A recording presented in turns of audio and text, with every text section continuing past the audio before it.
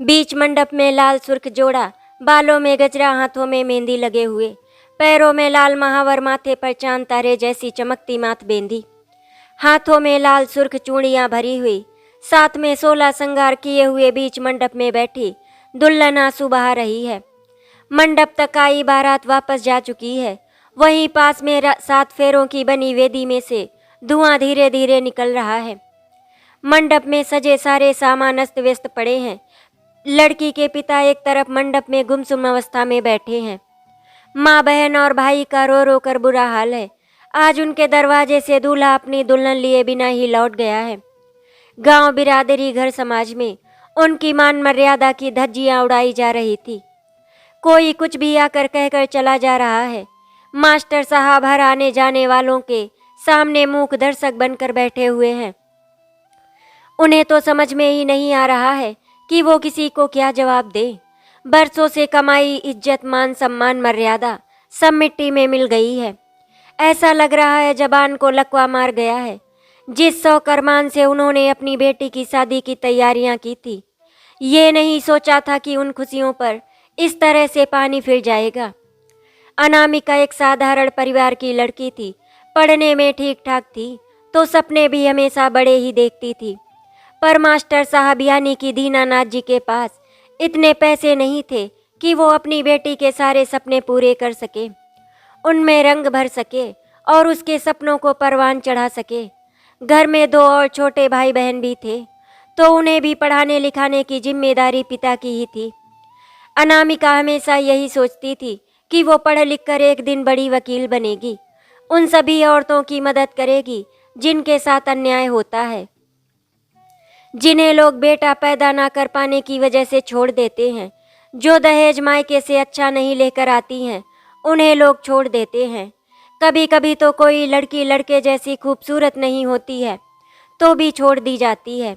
पर सपने देखना अलग बात है, और सपनों को रंग भरने के लिए हौसला, धैर्य और साथ में परिवार के सपोर्ट की ज़रूरत होती है। हौसला और धैर्य उसके पास बहुत था, पर परिवार का सपोर्ट नहीं था। दीनानाथ जी एक सरकारी स्कूल में पढ़ाते थे। तनख्वाह भी ठीक ठाक मिल जाती थी, पर उन पैसों से बच्चों की पढ़ाई लिखाई और घर का खर्च भी बड़ी मुश्किल से चल पाता है। और उनके सर पर 2-2 बेटियों को ब्याहने की जिम्मेदारी भी है। दहेज जुटाने के लिए उनके पास इतने पैसे नहीं हैं कि वो अपनी बेटियों के ब्याह के लिए अच्छा खासा दहेज जुटा सके। इसीलिए वो चाहते थे कि अनामिका की शादी पहले कर दी जाए, ताकि कुछ समय तक रुककर दूसरी बेटी के लिए भी थोड़े बहुत दहेज जुटाया जा सके। अनामिका आगे और पढ़ना चाहती थी, पर दीनानाथ जी ने अपनी गरीबी का रोना रोया और जैसे तैसे करके उसे शादी के लिए मना लिया। जाने हर माँ बाप के लिए बेटी बढ़ती उम्र के साथ बोझ क्यों लगने लग जाती है। अनामिका ये शादी नहीं करना चाहती थी, पर माँ बाप की खुशी के लिए उसने अपने पढ़ने लिखने की इच्छा को दबा दिया। राजनीति और सामाजिक शास्त्र से बीए करने के बाद वो एलएलबी करके एक वकील बनना चाहती थी, जो गरीब और मजलूम औरतों को इंसाफ दिलाना चाहती थी। पर उसे नहीं पता था कि आज वो खुद भी मजलूम औरत बनकर बैठी हुई है। बिना किसी कारण के उसे भरी बिरादरी में अपमानित करके छोड़ दिया गया है। अनामिका मंडप में यूं ही बैठ के आंसू बहा रही थी।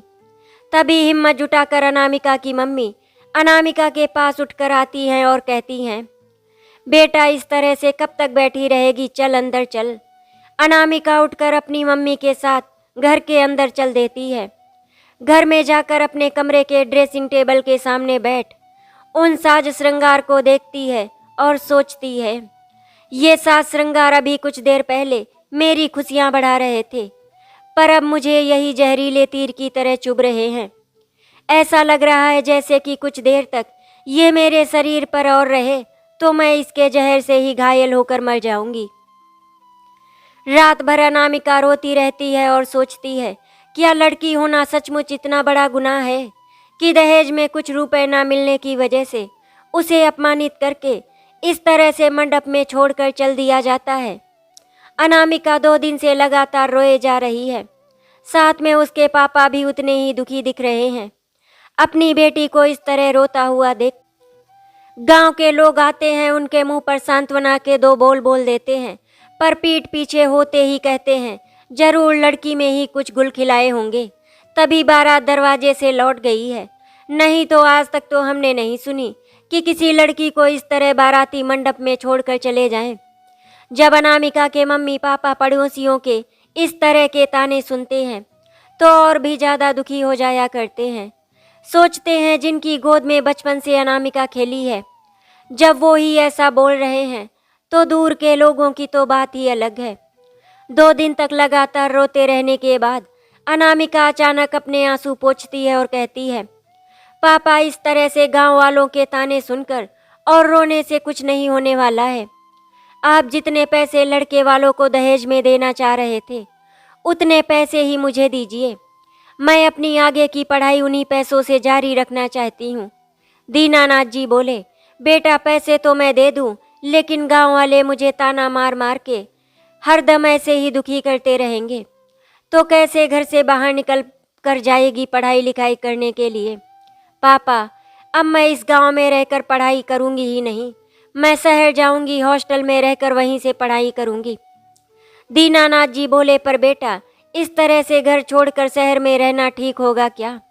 पापा आप हर बार ये ठीक होगा क्या, वो ठीक होगा क्या, दूसरों के बारे में ही क्यों हर बार सोचते हैं? कभी आप मेरे बारे में क्यों नहीं सोचते? 2 दिन मैं रो रो के हलकान हो गई हूँ। अगर इस बीच में हार कर कुछ कर लेती तो गांव वाले क्या सोचेंगे क्या नहीं सोचेंगे, आप सोचते ही रह जाते। लेकिन नहीं, मैं इतनी डरपोक नहीं हूँ कि मैं गांव वालों से दुखी होकर आत्महत्या कर लूँ, लोगों के ताने सुनकर मर मरा जाऊँ। जो छोड़ कर गया है उसे दहेज चाहिए था, पर उन दहेज लोभियों को ये नहीं पता कि वो क्या छोड़ कर गए। मैं इन गांव वालों को और उन दहेज के लोभियों को भी कुछ बन के दिखाऊंगी और तब सबको एहसास होगा कि मैं कोई वो कमज़ोर लड़की नहीं हूँ जो शादी टूट जाने पर अपने आप को अंधकार में धकेल दे। ईश्वर की बनाई इस दुनिया में मुझे भी गर्व से सर उठाकर जीने का उतना ही अधिकार है जितना बाकी सभी को। तो मैं इस तरह से दुखी होकर क्यों बैठी रहूं? मुझे भी अपनी ज़िंदगी में आगे बढ़ना होगा। लालची तो वो दहेज के थे, हम नहीं। समाज के ताने तो उन्हें सुनने चाहिए थे, हमें नहीं। लेकिन देखिए ना, आप ईमानदारी से पूरा जीवन कमाते रहे और उसका क्या सिला मिला आपको इन गांव वालों के ताने? ये गांव वाले आपको अच्छी तरह से जानते हैं कि आप कितने ईमानदार हैं, कितने कर्मठ हैं, लेकिन फिर भी आपको हर रोज़ कुछ न कुछ कहकर सुना कर जाते हैं। इस दुख की घड़ी में उन्हें आपके साथ होना चाहिए था। क्या उन्हें ऐसा नहीं लगता? पापा यहाँ कोई किसी के लिए कुछ नहीं करता, हमें भी अपना भविष्य अपने हाथ से संवारना होता है। हर बाप को अपनी बेटी हमेशा बोझ ही लगती है और उस बोझ को उतारने के लिए जल्दी से उसकी शादी करवा देना चाहते हैं। अब तो आप बस ये सोच लीजिए कि आपकी बड़ी बेटी की शादी हो गई है और आप अपने सर से मेरी शादी के नाम का बोझ ही हटा दीजिए। आप भी सुकून से जिए और मुझे भी पढ़ लिख कर जीवन में कुछ बनने दीजिए। मैं इन दीवारों के बीच में घुट घुट कर अपनी ज़िंदगी को बर्बाद नहीं कर सकती। जो सपने मैंने देखे थे पहले, वही सपने पूरे करूंगी। ये सोचिए कि जिस इंसान के साथ में मंडप में 1 घंटे भी नहीं बैठी थी और उसके लिए पिछले 2 दिनों से रो रही हूँ, अगर उसके साथ जोर ज़बरदस्ती करके शादी भी हो जाती तो आपकी बेटी तो पूरा जीवन बैठकर आंसू ही बहाती रह जाती, क्योंकि उस लड़के को मुझसे कोई मतलब ही नहीं था। उसे तो धन दौलत रुपए पैसे से मतलब था। वो बाकी सामान की तरह मुझे भी अपने घर में ले जाकर रख देता और सारा जीवन उसे उन्हीं सब चीज़ों से मतलब रहता। तो उस रिश्ते के लिए क्या रोना जो हमारा था ही नहीं। खुद भी मजबूत बने और अपने बच्चों को भी मजबूत बनाएं ताकि वो दुनिया के किसी भी बुराई से लड़ सके। इंसान की ज़िंदगी इतनी सस्ती नहीं है कि उसे गमों के साये में डुबोकर घुट घुट कर जिए। वो मेरा गुजरा हुआ कल था। मैं तो यही सोच लूँगी कि मेरे जीवन में वो स्याह पल आया ही नहीं था। मैं जैसे पहले थी वैसे ही अभी भी रहूँगी। दुनिया क्या कहती है मुझे कोई परवाह नहीं। बस आप क्या सोचते हैं मेरे बारे में वो मैं जानना चाहती हूँ। आप अगर मुझे पैसे नहीं भी देंगे तो भी मैं कैसे भी मैनेज करके अपनी पढ़ाई शुरू कर दूंगी, क्योंकि अब तक मैंने आपकी हर बातें मान ली पर आगे नहीं। अब ये ज़िंदगी मेरी है और मैं अपने हिसाब से अपनी ज़िंदगी बिता लूँगी। अब इस पर किसी और को अपनी मनमर्जी नहीं चलाने दूंगी, चाहे अब स्वयं आप ही क्यों ना हो। दीनानाथ जी बोले, नहीं बेटा, मैं तो यही सोचकर खुश हूँ कि तू अपने दुख से बाहर निकल गई और तू कुछ कड़े फैसले ले रही है इस खोखले समाज से बगावत करके। मैं तो टीचर होते हुए भी वो बातें नहीं समझ पाया जो तुम इतनी छोटी सी उम्र में समझ गई। मैं दुनिया को समझाता रहा, पर जब अपने घर पर मुसीबत आई तो मैं खुद भी गम को ओढ़कर बैठ गया। मुझे तुम्हें संभालना चाहिए था, उल्टा तुम मुझे संभाल रही हो। अब मैं समझ गया हूँ कि हमें दुनिया की परवाह नहीं करनी है। तुमने बिल्कुल सही कहा, जो पैसे मैंने दहेज के लिए रखे थे वो पैसे मैं तुम्हें देता हूँ। तुम अपनी पूरी पढ़ाई जी जान से करो, अब तुम्हें कोई नहीं रोकेगा। जब तुम कहोगी तभी तुम्हारी शादी करूँगा, नहीं करना चाहोगी तो भी कोई बात नहीं। ये दुनिया समाज क्या कहता है मुझे कोई फ़र्क नहीं पड़ता। मुझे बच्चे प्यारे हैं अपने। कल को तुम मेरा नाम रोशन करोगी तो सारी बुराइयां खुद ब खुद खत्म हो जाएंगी, और जो पड़ोसी आकर मुझे ताने देके जा रहे हैं उनके मुंह अपने आप ही बंद हो जाएंगे। अब तुम जो भी फैसला लोगी मेरी बेटी, हर फैसले में मैं तुम्हारे साथ खड़ा हूँ। दीनानाथ जी ने अनामिका की बात मानकर उसे अपना एडमिशन शहर जाकर करवाने के लिए अनुमति दे देते हैं। 2 दिन की तैयारी के बाद अनामिका शहर के लिए निकल जाती है। साथ में दीनानाथ जी भी अनामिका के साथ शहर जाकर उसे गर्ल्स हॉस्टल में कमरा दिलवा देते हैं। अनामिका वहीं रहकर क्लेट का एग्ज़ाम दे देती है, साथ ही अपने ज़रूरत के खर्च निकालने के लिए एक कोचिंग सेंटर में पढ़ाने का काम शुरू कर देती है। उससे उसके ज़रूरत के खर्चे निकल जाते हैं। कुछ ही दिनों में क्लेट का रिजल्ट घोषित होता है तो वो अच्छे नंबरों से पास हो जाती है। उसने शहर के एक बेहतरीन लॉ कॉलेज में एडमिशन करा लिया। उसके साथ हॉस्टल के कमरे में रहने वाली शुभांगी के पति ने उसे छोड़ दिया है, क्योंकि वो कभी मां नहीं बन सकती थी। ऐसे ही हॉस्टल में बहुत सारी औरतें हैं जिनकी कोई ना कोई मजबूरी है। अब तक अनामिका एडमिशन के चक्कर में भाग दौड़ में बिजी थी, तो किसी के बारे में ज़्यादा कुछ जानने की फुर्सत ही नहीं मिली थी। पर अब सबकी दशा देखकर सोचती है, मैं तो सोचती थी कि कुछ गिने चुने लोगों को ही इंसाफ चाहिए, पर यहाँ तो पूरी की पूरी जमात ही इंसाफ के लिए खड़ी है। सबको तो नहीं, पर कुछ को तो मैं ही भी इंसाफ दिलाने की कोशिश करूँगी। अब जो मुझे जी जान लगाकर पढ़ना पड़ेगा, क्योंकि अगर मेरी वजह से इनमें से 2-4 लड़कियों को भी इंसाफ मिल गया तो मेरा जीवन तो धन्य हो जाएगा। 3 साल तक एलएलबी की पढ़ाई और 4 से 5 लाख तक का पढ़ाई का खर्च, ऊपर से हॉस्टल के फीस, रहने खाने का खर्च, सब कुछ मैनेज करना बहुत ही मुश्किल हो रहा था।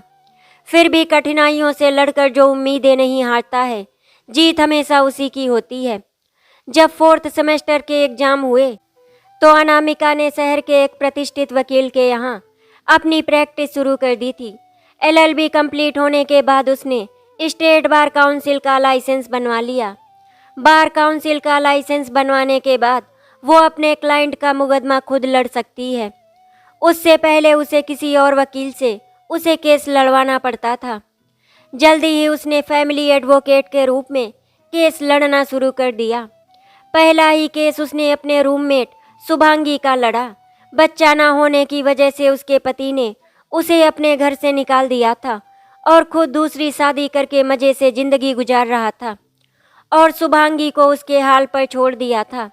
वो जी रही है या मर रही है कभी पूछने भी नहीं आया।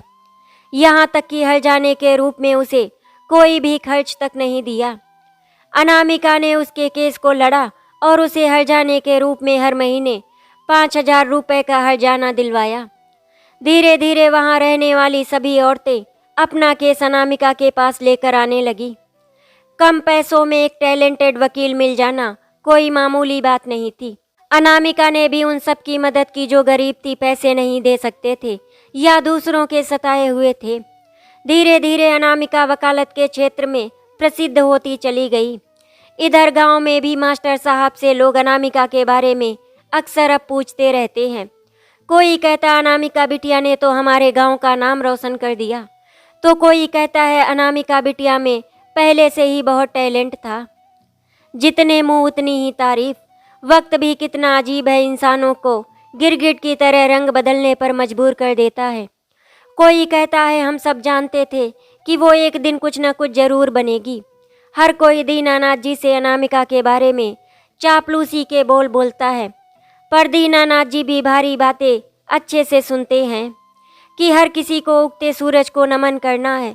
डूबते सूरज के साथ लोग मुंह भी फेर लेते हैं। वो लोगों की बातें सुनते और धीरे से मुस्कुरा कर आगे बढ़ जाते हैं। सोचते आज इन लोगों को अनामिका की इतनी फिक्र हो रही है, अनामिका अच्छी लगने लगी है। वो दिन भी मुझे याद है जब यही लोग पीठ पीछे अनामिका की शिकायतें करते थे, उसी में खोट निकालते थे, जैसे शादी टूटने में लड़के वालों की नहीं अनामिका की गलती है। आए दिन केस की जीत की वजह से अखबारों में अनामिका की तस्वीर के साथ आर्टिकल छपते रहते हैं। गांव वाले भी बड़ा प्राउड फील करते, दूसरों को दिखाकर बड़े गर्व से कहते हैं, ये वकील हमारे गांव की बेटी है। दीनानाथ जी भी अब स्कूल से रिटायर हो चुके थे, तो अनामिका सबको अपने पास शहर लेकर चली जाती। दीनानाथ जी को रह रहकर अपनी बेटी के हाथ पीले करने का ख्याल आता है, पर वो जब भी अनामिका की शादी की बात करते हैं तो हर बार मना कर देती है। छोटा भाई राहुल इंजीनियरिंग की पढ़ाई करने के लिए बेंगलोर चला गया। छोटी बहन रिया डॉक्टरी की पढ़ाई करने लगी।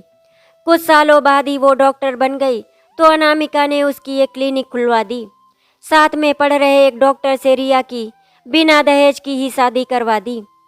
राहुल के लिए भी लड़की पसंद करके उसकी भी बिना कोई दहेज के लिए ही शादी करवा दी। उसे पता है कि इस दहेज रूपी दानों ने ना जाने कितने ही घरों को बसने से पहले ही उजाड़ दिया है। उसमें से एक वो खुद भुक्तभोगी है। रह रहकर ये सब बातें उसके सीने में सूल सी चुभती हैं। सभी अपनी अपनी लाइफ में खुश हैं। माँ पापा अनामिका के साथ ही रह रहे हैं। एक दिन अनामिका ऑफिस में बैठी अपनी केस फाइल स्टडी कर रही है, तभी प्यून आकर कहता है, मैम कोई मिस्टर कुणाल आपसे मिलना चाहते हैं किसी केस के सिलसिले में।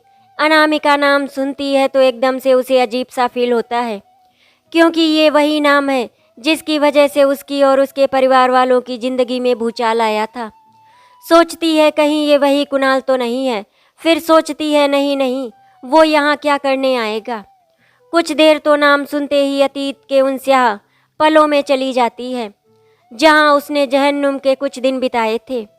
प्यून दोबारा आवाज़ देता है तो वो अपने गुजरे हुए भयानक अतीत से बाहर आ जाती है। मैम क्या मैं उन लोगों को अंदर भेजूं? अनामिका बोली।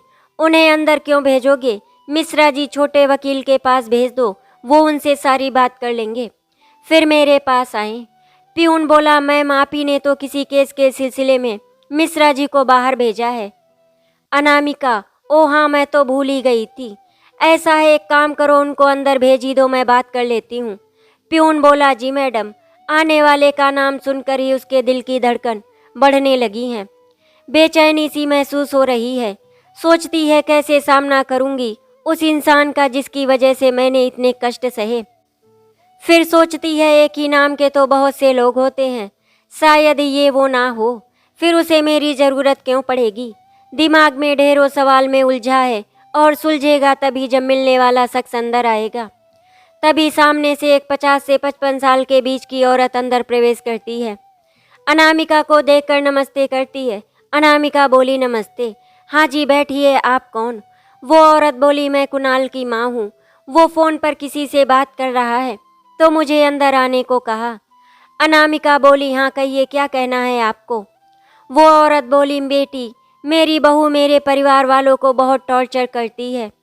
वो बार बार हम पर हुक्म चलाती है और अपने साथ लाए हुए दहेज के लिए हम पर रौब झाड़ती रहती है। अनामिका बोली, तो आपने अपनी बहू के घर वालों से दहेज लिया है? वो औरत बोली, बेटी हमने तो कुछ नहीं मांगा था। लड़की के पिता बहुत अमीर थे, बिना मांगे ही सब कुछ दे दिया, पर लड़की ने घर में आते ही वो बखेड़ा खड़ा किया कि हमारा तो पूरा घर ही बिखर के रह गया। लड़की माँ बाप की इकलौती संतान है, वो भी बिगड़ी हुई। शादी के 2-4 दिन बाद ही उसने अपने रंग दिखाने शुरू कर दिए। बिरादरी में हमारी नाक कटवा के रख दी। हर रोज दोस्तों को बुलाकर पार्टी वगैरह करती है। रोज डिस्को पार्टी करना उसका शौक है। एक दिन मेरे पति ने मना किया तो उल्टा उन पर ही बरस पड़ी और बहुत अनाप शनाप उनको कहने लगी। उनको इस बात का ऐसा सदमा लगा कि वो पैरालाइज हो गए। अब मैं और मेरे बेटे ही हैं जो उनकी देखभाल करते हैं। अपने से तो वो बिल्कुल भी कुछ नहीं कर पाते हैं। हमने सोचा धीरे धीरे घर परिवार को अपना समझने लगेगी तो आदतें भी सुधर जाएगी, पर ऐसा नहीं हुआ। 5 साल हो गए लेकिन अभी भी वो वैसी की वैसी ही है, बल्कि दिन पर दिन और भी बिगड़ती ही जा रही है। अनामिका बोली, आपने उसके माता पिता से बात नहीं की? उनसे ये नहीं कहा कि अपनी बेटी को समझाने की कोशिश करे?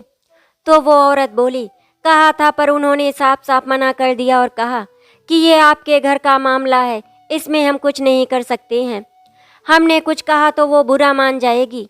तो अनामिका बोली, आपके साथ कोई और भी आया है क्या? हाँ, मेरा बेटा भी है, अभी बाहर फ़ोन पर बातें कर रहा है, आता ही होगा। मैडम, बड़ी उम्मीद लेकर आपके पास आई हूँ, आप हमारी मदद ज़रूर कीजिए। अनामिका बोली, देखिए आपका केस बहुत ही कमज़ोर है। आमतौर पर इस मामले में औरतों का पलड़ा भारी होता है और जब तक मैं केस को पूरी तरह समझ नहीं लेती मैं इस बारे में कुछ नहीं आपसे कह सकती हूँ। वो औरत रोने लगती है तो अनामिका टेबल पर रखा पानी उठाकर उसकी तरफ बढ़ाती है और कहती है, ये लीजिए, पानी पी लीजिए, रोइए मत, सब ठीक हो जाएगा।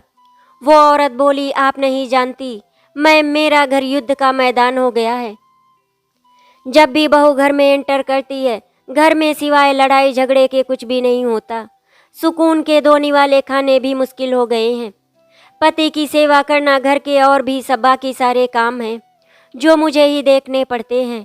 रात को बेटा थका हारा ड्यूटी से जब घर आता है तो बहू के लड़ाई झगड़े से वो भी टेंशन में ही रहता है। चैन और सुकून सब छीन गया है। अनामिका बोली, ठीक है, आप परेशान मत होइए, मैं देखती हूँ मैं क्या कर सकती हूँ। तभी बाहर दरवाजे से एक आदमी एंटर करता है। अनामिका उसे देखते ही पहचान लेती है। ये तो वही है जो अनामिका को दुल्हन के रूप में सजी सवरी हुई मंडप में छोड़कर अपनी बारात लेकर वापस चला गया था।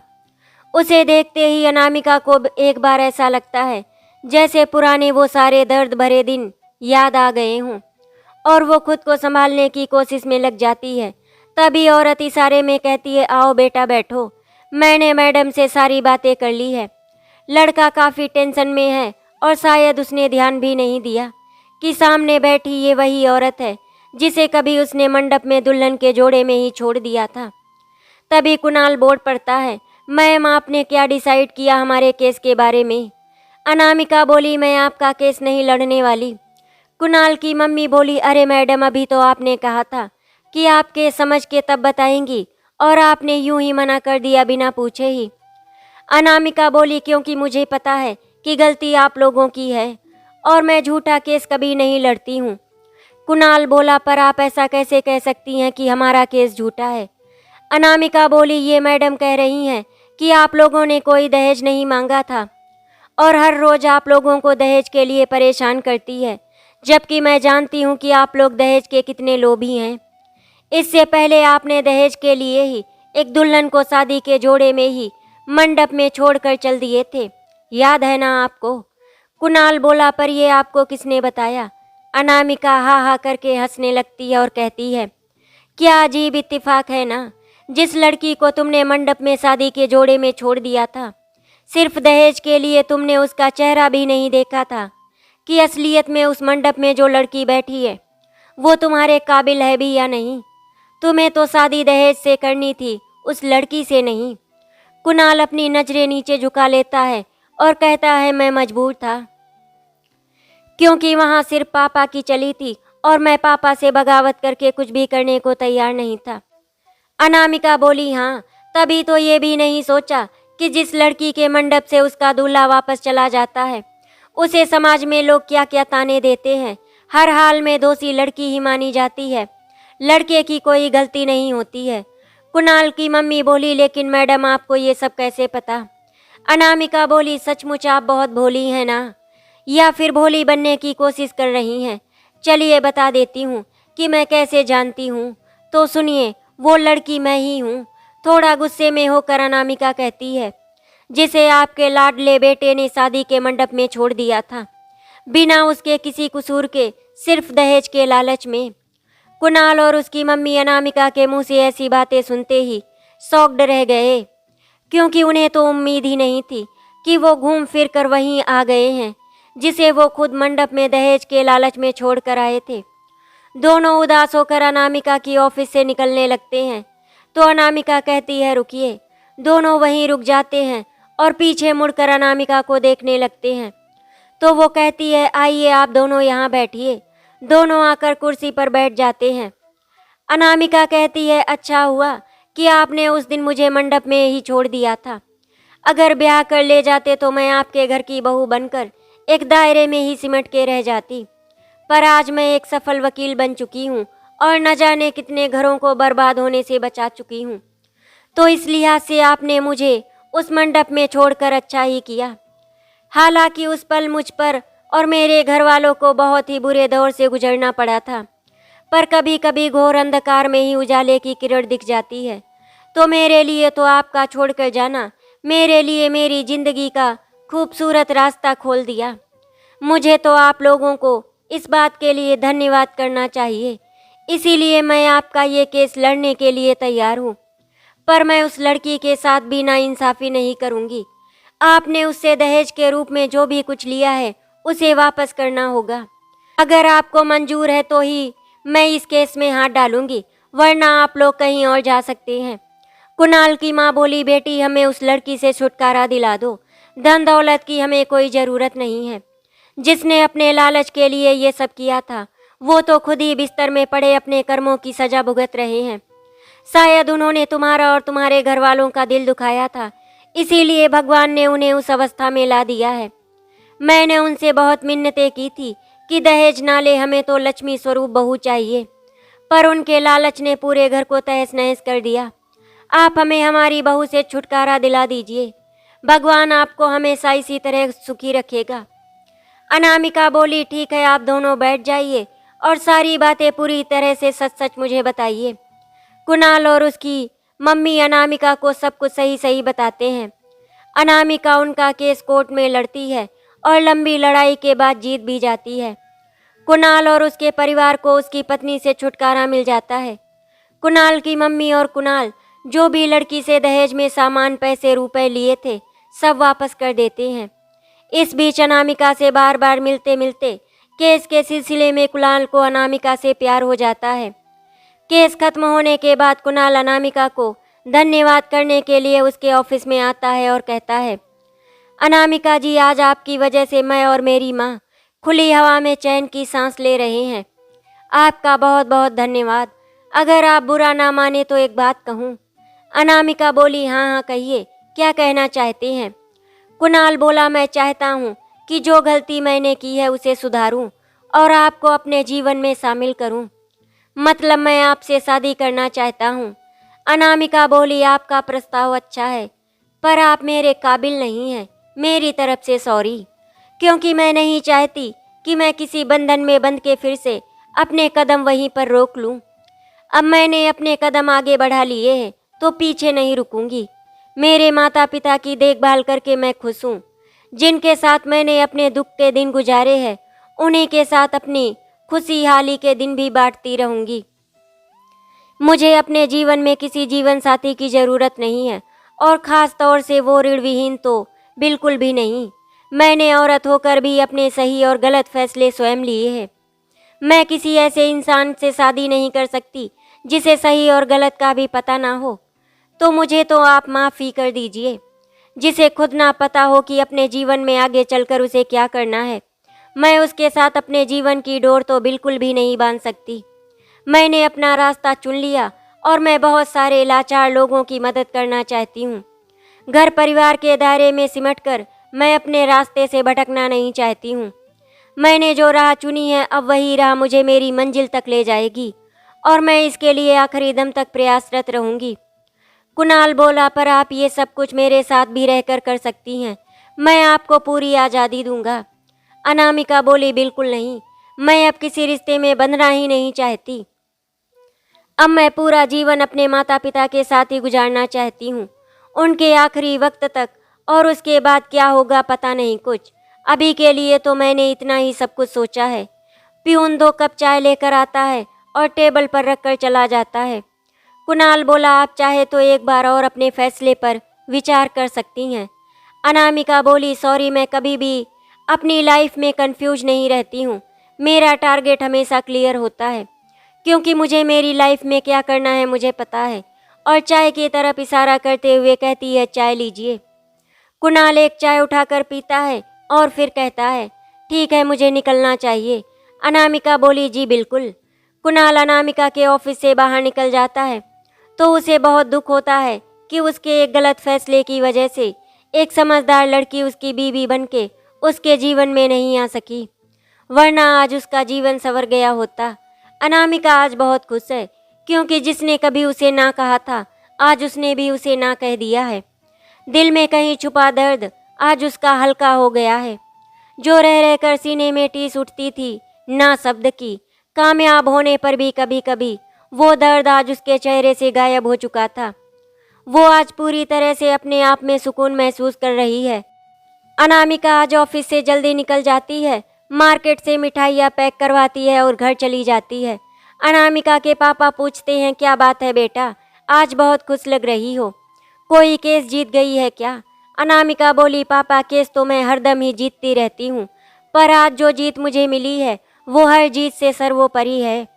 आज मैंने उसे ना कह दिया जिसने कभी मुझे ना कहा था। पापा बोले, मतलब? अनामिका बोली, पापा, जिसने कभी भरे मंडप में मुझे ना कहा था, वो आज मुझसे शादी करने के लिए प्रस्ताव लेकर आया था। आज मैंने उसे ना कह दिया है। उसे भी समझ में आना चाहिए कि ना शब्द का दर्द कितना खतरनाक होता है। धीरे धीरे करके अब दिन गुजर रहे थे। अनामिका के पापा आज भी चाहते थे कि उनकी बेटी की शादी हो जाए। अनामिका जहाँ पर अपनी वकालत कर रही थी, वहाँ पर एक आदमी रहता था। उसका नाम दीपांशु था, जिसकी एक 4 साल की बेटी थी। वो बहुत ही प्यारी थी। दीपांशु अनामिका का बहुत ही अच्छा दोस्त बन गया था और उसकी बेटी रिद्धिमा अनामिका को अपनी माँ मानने लगी थी। अनामिका भी उसे बहुत प्यार करती थी। कहीं न कहीं अनामिका भी रिद्धिमा से बहुत ज़्यादा जुड़ गई थी। दरअसल जब रिद्धिमा का जन्म हुआ था तो उसकी माँ इस दुनिया को छोड़कर चली गई। ब्लीडिंग बहुत ज़्यादा हो जाने के कारण डॉक्टर उसकी माँ को बचा नहीं पाए। दीपांशु की रिद्धिमा में जान बसती है, इसीलिए वो उसको घर पर अकेला छोड़कर नहीं आता। वो अपनी बेटी को अपने साथ यहीं पर ले आता है। उसने लड़की की देखभाल करने वाली वहाँ पर एक आया रख ली थी। रिद्धिमा उस आया को दादी कहती है और वो भी रिद्धिमा से बहुत प्यार करती थी। अनामिका के पापा अपनी बेटी पर शादी का दबाव बना रहे थे, क्योंकि वो नहीं चाहते हैं कि पूरी जिंदगी उनकी बेटी अकेले गुजार दे। अनामिका ने दीपांशु से इस शादी के बारे में बात की तो दीपांशु ने उसके लिए हाँ कह दिया, क्योंकि अनामिका बहुत ही अच्छी माँ बन सकती थी। दीपांशु ये बात बहुत अच्छी तरह से जानता है, इसीलिए दीपांशु ने भी इस शादी के लिए हाँ कर दिया और फिर दोनों ने कोर्ट मैरिज कर ली। इस शादी से अनामिका के मम्मी पापा बहुत ही ज़्यादा खुश थे। अब उनकी चिंता खत्म हो गई थी। दीपांशु, अनामिका और रिद्धिमा तीनों एक दूसरे के साथ बहुत खुश हैं। आशा करती हूँ आपको हमारी कहानी अच्छी लगी होगी। अगर आपको हमारी कहानी अच्छी लगी तो वीडियो को लाइक एंड शेयर करें, चैनल को सब्सक्राइब करें। वीडियो देखने के लिए आपका धन्यवाद।